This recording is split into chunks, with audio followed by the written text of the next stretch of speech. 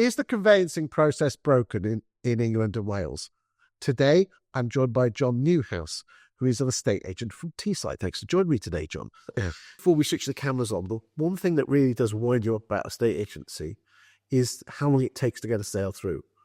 Is it broken? Why is it taking so long? When we had dark hair, 8 weeks was considered a long time. What's happened? Talk to me.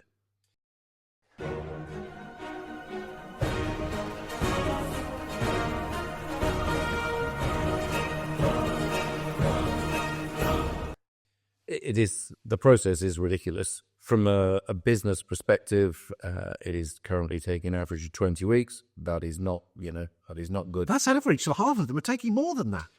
Yeah, oh gosh, we were completing on a number of houses in December that we sold in sort of March, April. I mean, it's just bonkers.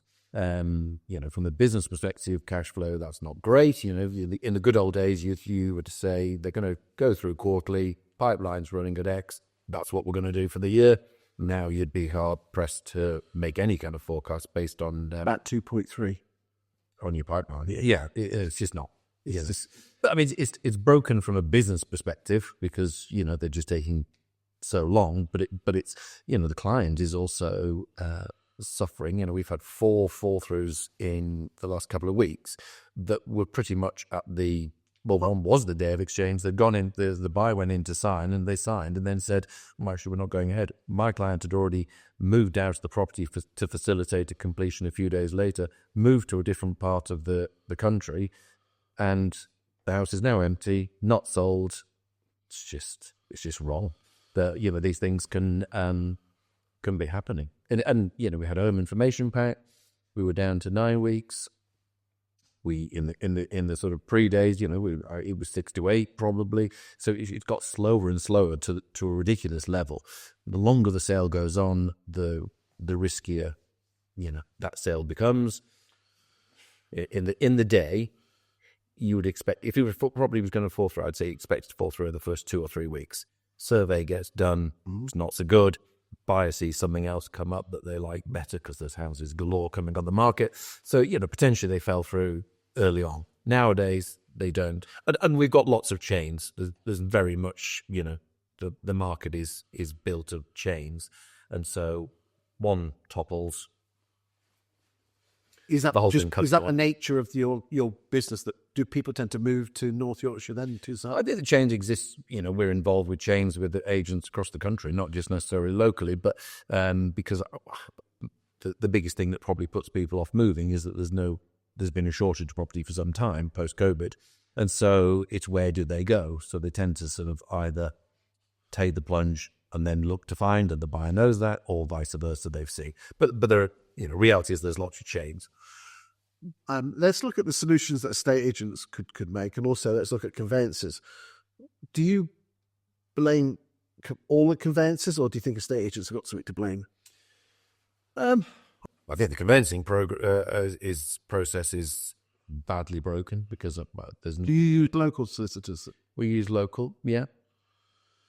I mean, do you use reservation agreements yourself? No. Is it something you've considered? We are, in terms of what we can do or have done, we are creating sale-ready pack. That's good, because I was going to come on to that one. So that's basically, for someone that doesn't know, you instruct the solicitor on listing. Yeah, so it's a bit like an auction. We are creating a sale-ready exchange pack good to go.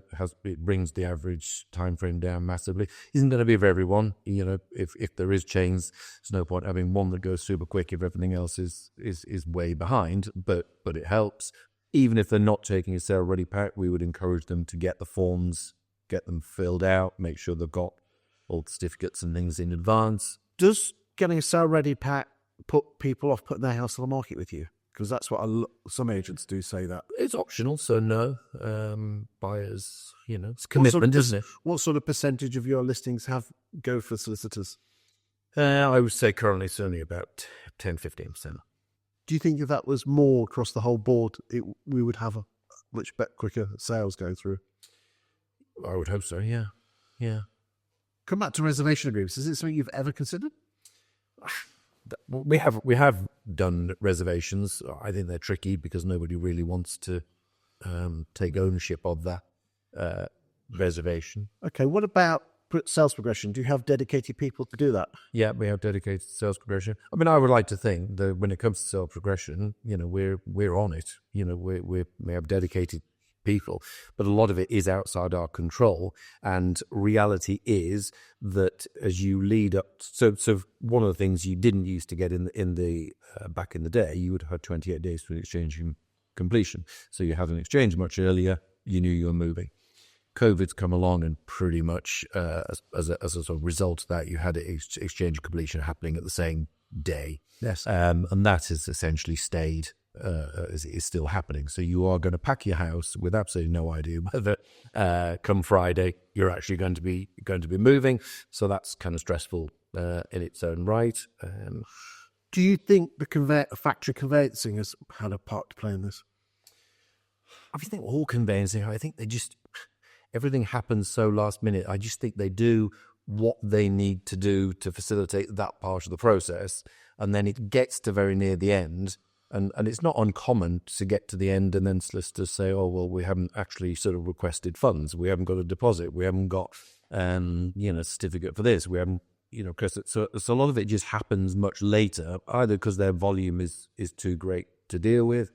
And then, as it goes, Rishi Sunak is our MP, and in post-COVID, and we had the stamp duty holiday. So I was, writing to him to say, March was obviously the first one, and I was writing to him to say, this isn't going to happen by March, and going to be carnage. And then I got extended to September. I'd like to think that's totally down to me. Just to say on behalf of the industry, thank you. Thank you all. But at the time he said, "I'll tell you what, I'm going to look into this, and I'll get the housing communities to come back to you with what's going on."